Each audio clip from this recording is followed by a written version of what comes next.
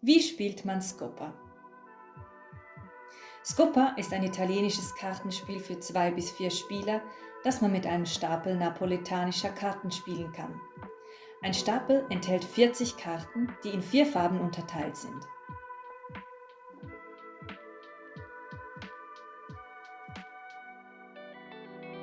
Schwerter, Keulen, Becher und Münzen. Jede Farbe hat 10 Karten. Diese Zahlen 1 bis 7, den Buben mit einem Wert von 8, den Ritter mit einem Wert von 9 und den König mit einem Wert von 10. Misch den Stapel und teile die Karten in folgender Reihenfolge aus. Zuerst deckst du eine Karte in der Mitte des Tisches auf und dann gibst du jedem Spieler eine Karte. Decke eine weitere Karte auf dem Tisch auf und gib jedem Spieler eine zweite Karte. Mach dies noch einmal, eine offene und eine dritte Karte für alle. Schließe ab, indem du eine vierte Karte auf dem Tisch aufdeckst.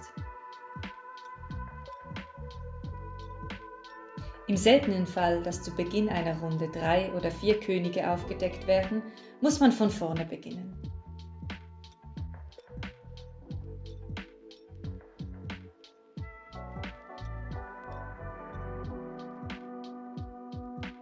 Der Spieler rechts vom Dealer beginnt. Wenn du an der Reihe bist, musst du eine Karte aus deiner Hand in die Mitte des Tisches spielen. Wenn diese Karte den gleichen Wert wie eine andere Karte auf dem Tisch hat, nimmst du beide und legst sie verdeckt neben dich. Du kannst auch mehrere Karten aufnehmen, wenn deren Mehrwert den Wert der gespielten Karten erreicht.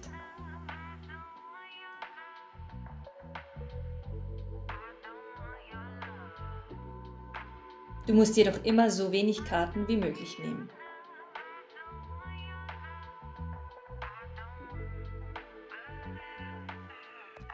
Wenn du keine Karte nehmen kannst, lege eine Karte aus deiner Hand neben die anderen.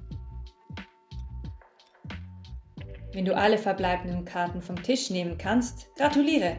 Du hast den Tisch sauber gefegt und kannst Scoppa rufen. Zeige deine Scoppa an, indem du eine der erbeuteten Karten in deinem Stapel aufgedeckt lässt.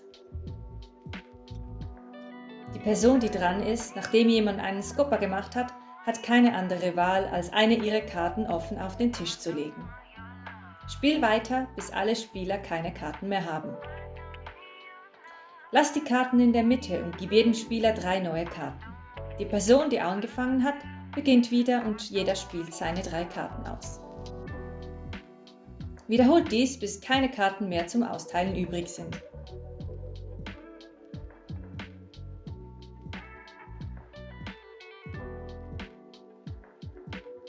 Wenn der Dealer die letzte Karte einer ganzen Runde gespielt hat, gehen alle auf dem Tisch verbleibenden Karten an den Spieler, der zuletzt eine oder mehrere Karten geschlagen hat.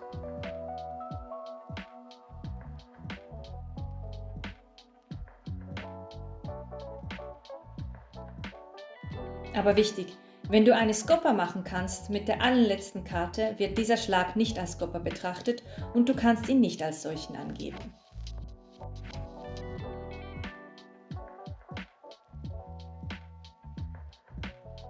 Wenn die Runde beendet ist, werden die Punkte berechnet.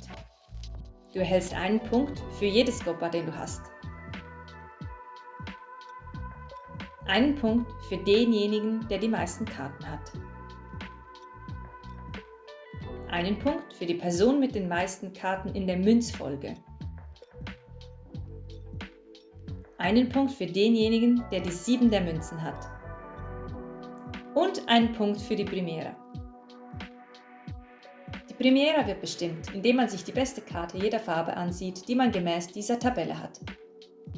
Zum Beispiel, wenn du die Münzen 7, die Schwerter 6, das Keule Ass und die Becher 3 hast,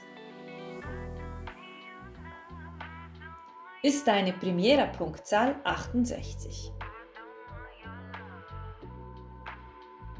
Vergleiche die Primera aller Spieler. Der Spieler mit der höchsten Punktzahl erhält den Extrapunkt.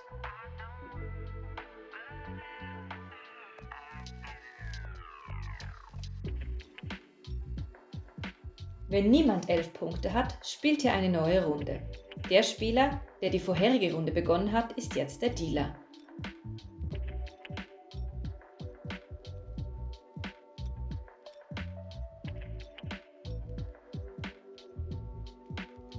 Das Spiel endet, wenn jemand 11 oder mehr Punkte hat.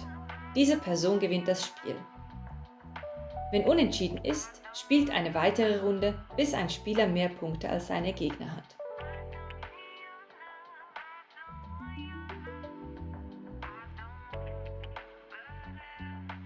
Wenn 2 oder mehr Spieler 11 oder mehr Punkte haben, gewinnt der Spieler mit den meisten Punkten. Und so spielt man Skopa.